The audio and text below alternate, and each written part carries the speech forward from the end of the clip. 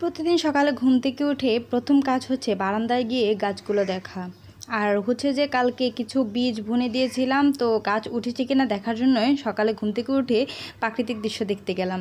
আর দেখতে গেলাম যে আমার গাছগুলো কতটুকু কি গ্রো করলো। আসসালামু আলাইকুম everyone, hope you all are doing good. প্রতিদিনের মতো আজকে একটি নতুন ভিডিও নিয়ে আপনাদের সামনে চলে আসলাম। দীর্ঘ অনেক দিন যাবত ভিডিও আপলোড করা হচ্ছে না, তাই প্রতিদিনও বলাটা ভুল হয়েছে।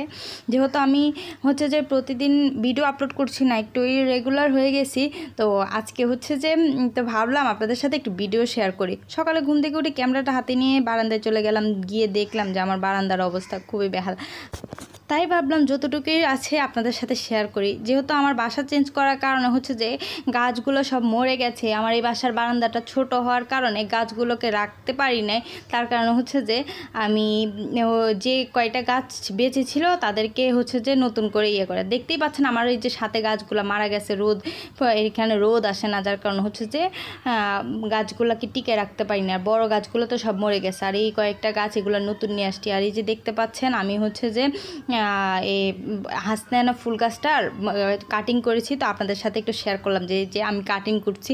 আর কাটিং করলে হাসনায়না ফুলটা হচ্ছে যে গাছটা হচ্ছে যে মানে শিকড় ছড়ায় আর পাতাগুলো হয়। আর এই যে দেখতে পাচ্ছেন আমার অপরাজিতা গাছটা কিন্তু মরে গেছিলো, আর বীজ থেকে আমি এই গাছটা উঠিয়েছি। আর এই যে দেখতে পাচ্ছেন কিছু মিষ্টি কুমড়া বীজ আমি লাগিয়েছিলাম আরও 4-5 দিন আগে। এইটা বীজ থেকে হয়েছে, এই গাছগুলো হয়েছে। আর এগুলোতে কোনো যত্ন আমি নেই। আমি গাছের সচরাচর তেমন কোনো যত্ন নিতে পারি না, যেহেতু আমার বাসা অনেকগুলো বিড়াল আছে, গাছ রাখতেই পারি না আমি।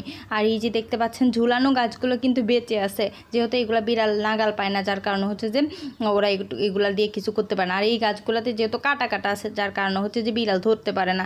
আর এই যে আমি বারবার আমার কুমড়া গাছগুলো দেখতেছি। আর এদিকে আমি হচ্ছে যে বরবটির বীজ লাগিয়েছিলাম, পরশুদিন লাগিয়েছিলাম।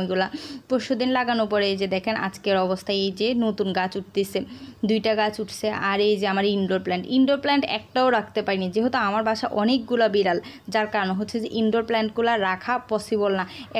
একটা রাখি তো বাকিগুলো খায় ফেলে, তো অনেক যত্ন করে এগুলা রাখছি, তো ওদের জন্য তো কোনো গাছই রাখতে পারি না। এই যে সাথে একটা গাছ আছে দেখেন, এটা বিড়ালে খেয়ে কী অবস্থা করছে।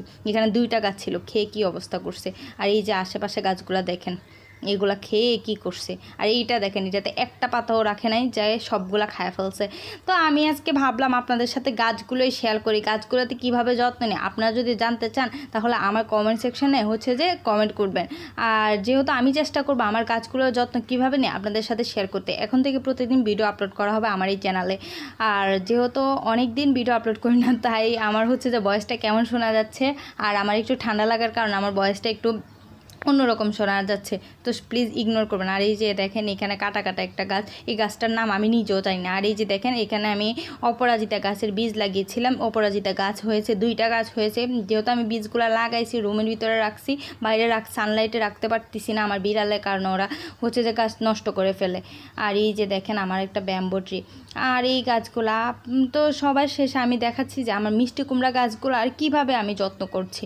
আর এইগুলোতে আমি তেমন কিছু দেই না, হচ্ছে যে যখন বীজটা বুনেছি তখন হচ্ছে যে একটু জৈব সার ইউজ করছি। জৈব সারটাও আমি নিজে বাসায় তৈরি করি, সবজির যে খোসাগুলো থাকে এগুলা দিয়ে আমি একটা সার তৈরি করেছি। আর কলা খোসা দিয়ে আমি একটা সার তৈরি করছি, সেটাই মাটিতে হচ্ছে যে দিয়ে তারপরে হচ্ছে যে গাছগুলো